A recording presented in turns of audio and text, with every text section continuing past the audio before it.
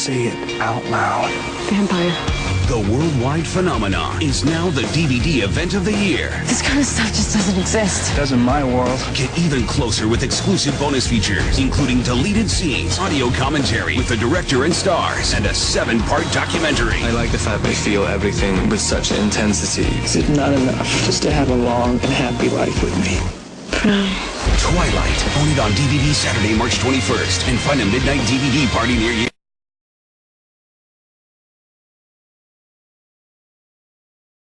Perfecting it. I think it will be a little bit different. We're perfecting it, so for the best. Okay. Yeah. So, like, for instance, Rosalie. How is Rosalie going to be a little bit different this time around? Is your hair going to look different, you think? Or Yeah. what? Yeah. I don't know how much of that I should reveal. Yeah.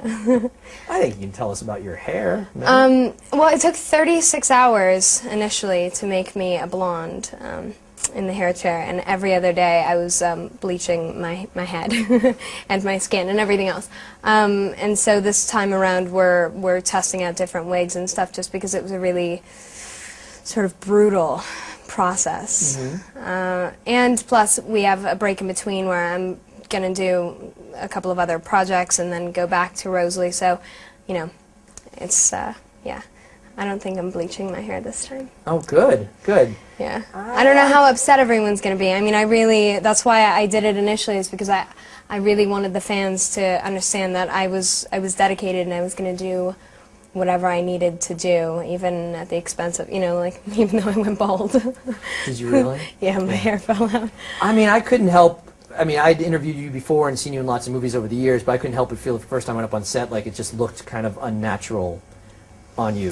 Okay. The hair. But, Well, I obviously mean, that's the fans because dug it's it. not natural, you know. Mhm. This is what I look like, so it is unnatural.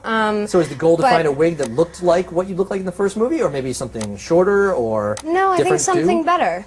Just better. All around better. I think we're always, you know, striving to better ourselves. And, you know, the fact that we're playing vampires in the first place, I mean, I wouldn't necessarily call that natural. So I think there's a fine line between, I just don't think that, of course, we're going to look unnatural. All of us looked unnatural. It's not really fair to just point the finger at me. Chris is great. He's got a different approach to this film. I think you know, there's a progression with the special effects and stuff.